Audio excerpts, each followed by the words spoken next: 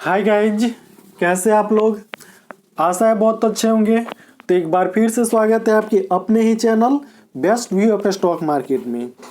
तो ये जो स्टॉक है अभी इसका करंट प्राइस 2590 रुपये का है और इसका जो टारगेट प्राइस अभी दिया जा रहा है वो 3200 रुपये का दिया जा रहा है।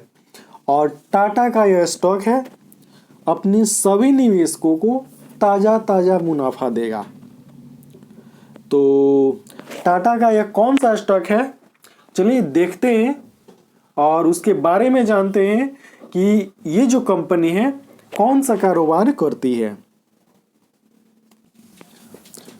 तो इस कंपनी का नाम है टाइटन।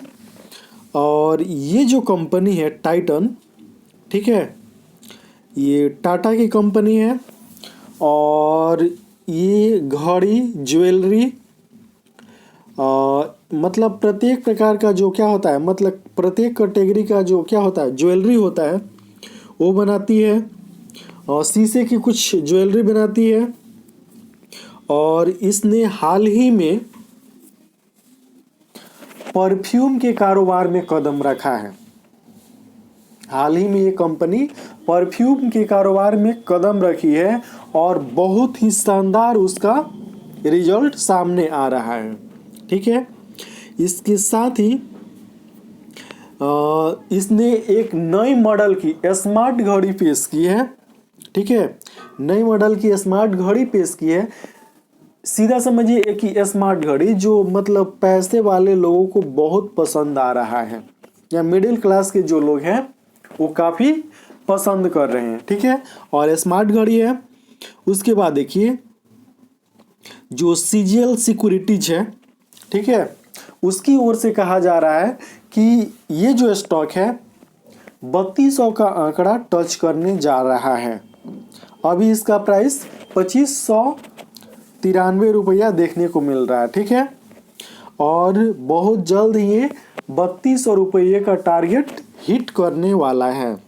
तो कंपनी बीएसई और एनएसई में लिस्टेड है और अभी इसका जो करंट प्राइस यहाँ देख सकते हैं आप, 2593 रुपये का इसका करंट प्राइस है।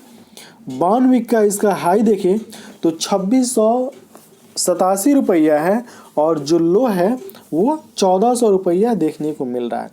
इसका जो पी रेशियो है बहुत ज़्यादा है।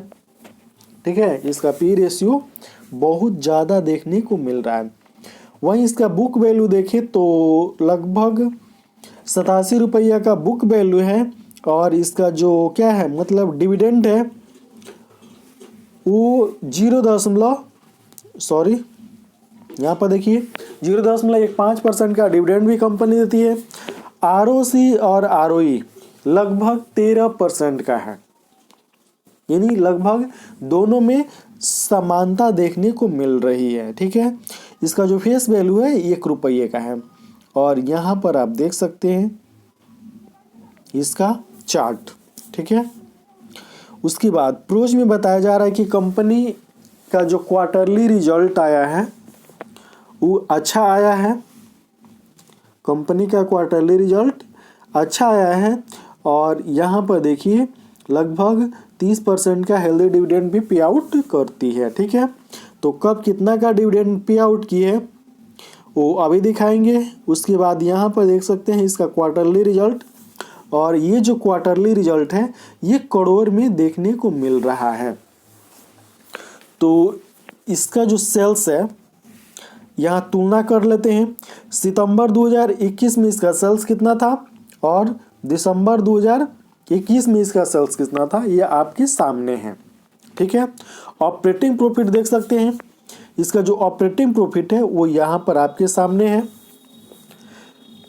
सितंबर 2021 के क्वार्टर में इसका जो ऑपरेटिंग प्रॉफिट था 968 करोड़ का था, जबकि दिसंबर 2021 के क्वार्टर में इसका जो ऑपरेटिंग प्रॉफिट बढ़कर हो गया 1442 करोड़ का। मतलब बहुत बड़ा छलांग लगा दिया। ठीक है, उसके बाद इसका जो नेट प्रॉफिट है वो भी ज़बरदस्त है, बहुत ही ज़बरदस्त। ये देखिए इस क्वार्टर में इसका नेट प्रॉफिट क्या था, और ये दिसंबर 2021 वाला जो क्वार्टर है इसमें इसका जो शुद्ध मुनाफा है 1004 करोड़ का शुद्ध मुनाफा है। अब समझ सकते हैं कि इसका जो शुद्ध मुनाफा है वो कितना गुना बढ़ चुका है। ठीक है, उसके बाद इसका जो ईपीएस है वो यहाँ पर देखिए, ईपीएस पिछले क्वार्टर की तुलना में लगभग डबल हो चुका है। अब यहाँ पर इसका आप देख सकते हैं डिविडेंड। ठीक है, कब कितना का कंपनी डिविडेंड दी है ये आपके सामने है। ठीक है, उसके बाद आप यहाँ पर इसका कंपाउंडेड सेल्स ग्रोथ देख लीजिए। इसका जो कंपाउंडेड सेल्स ग्रोथ है वो देखिए 10 वर्ष में 13% का, 5 वर्ष में 14% का, 3 वर्ष में 10% का, और जो टीटीएम है वो 51% के ग्रोथ से मतलब ग्रोथ है। ठीक है, उसके बाद जो कंपाउंडेड प्रॉफिट ग्रोथ है 10 वर्षों में 8%, 5 वर्ष में 7%, 3 वर्ष में माइनस में है, और जो टीटीएम है वो 195% का है। जबकि एक वर्ष में इसका जो रिटर्न देखें CAGR देखें तो 10 वर्षों में 28%, 5 वर्ष में 43%, 3 वर्ष में 36% और 1 वर्ष में 76% का रिटर्न ये कंपनी निकाल कर दे चुकी है। एक वर्ष में 76% का रिटर्न, यानी 10,000 रुपया आप 1 साल पहले इसमें इन्वेस्ट किए होते तो आज उस पर मुनाफा होता आपको 7600 रुपये, यानी 7,600 रुपये का मुनाफा हुआ होता। उसके बाद इसका जो रिटर्न ऑन इक्विटी है यहाँ पर देखिए 10 वर्ष में 24%, 5 वर्ष में 21%, 3 वर्ष में 20% और जो लास्ट ईयर है वो 14% देखने को मिल रहा है। उसके बाद बैलेंस शीट, तो यहाँ पर सितंबर 2021 के डाटा के अनुसार इसका जो बैलेंस शीट है वो यहाँ पर देख सकते हैं। इसके पास जो रिजर्व है 7,687 करोड़ का है और जो बोरोविंग है 6,335 करोड़ का बोरोविंग है, तो भारी भरकम बोरोविंग है। ठीक है, टोटल लाइबिलिटी 18,263 करोड़ का है और जो टोटल एसेट है वो भी 18,263 करोड़ का है। इसके अलावा कंपनी 1,834 करोड़ का इन्वेस्टमेंट की है, यानी निवेश की है। ठीक है, जैसे हम किसी अन्य कंपनी में निवेश करते हैं, ठीक है, वैसे ही ये भी कंपनी 1,834 करोड़ का निवेश की है कहीं दूसरे जगह। ठीक है, उसके बाद देखिए इसका जो कैश फ्लो है तो मार्च 2021 के डाटा के अनुसार इसका जो नेट कैश फ्लो है 106 करोड़ का है। अब यहाँ पर देखिए शेयर होल्डिंग पैटर्न, तो यहाँ पर दिसंबर 2021 के डाटा के अनुसार प्रोमोटर के पास 52.9% की होल्डिंग है।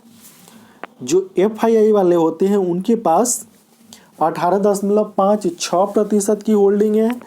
DII वालों के पास 5.29% की होल्डिंग है। उसके बाद गवर्नमेंट के पास यहाँ पर देखिए 0.16% की होल्डिंग है और पब्लिक के पास 18.02% की होल्डिंग है। तो ये जो होल्डिंग है काफ़ी विस्तृत है और यहाँ पर देखें तो पब्लिक के पास मतलब बहुत ही कम होल्डिंग है। ठीक है, उसके बाद देखिए तो यदि आप टाइटन में निवेश करने के इच्छुक हैं तो कर सकते हैं, बेहिचक कर सकते हैं। और जो GCL सिक्योरिटीज़ का अनुमान है, ठीक है, अनुमान है बुलिश कह सकते हैं। GCL सिक्योरिटीज इस पर बुलिश है और इसका जो टारगेट प्राइस उसकी ओर से दिया जा रहा है 3200 रुपये का दिया जा रहा है। और राकेश झुनझुनवाला का बहुत बड़ा निवेश इस टाइटन कंपनी में है। तो ये स्टॉक कैसा लगा, ये न्यूज़ कैसा लगा आपको, आप कमेंट बॉक्स में कमेंट करके अवश्य बताएं।